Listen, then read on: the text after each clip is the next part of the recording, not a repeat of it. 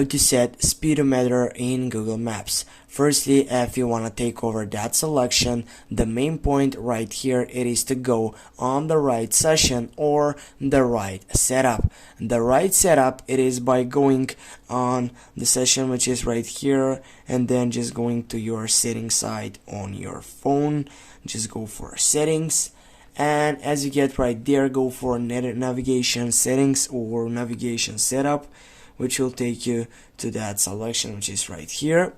And as you get on that selection, which is from there, the main point from here, guys, as you can see, it has been get it to the right point, or simply it has been take it off all this stuff. As you scroll down, you can find out the speedometer option, and if this button is turned off, you need to make sure that it is turned on, because it will take you to the main point. And as you get to that selection, and firstly you're gonna type here a location which you want to go on it, and then it will take you by that speedometer section.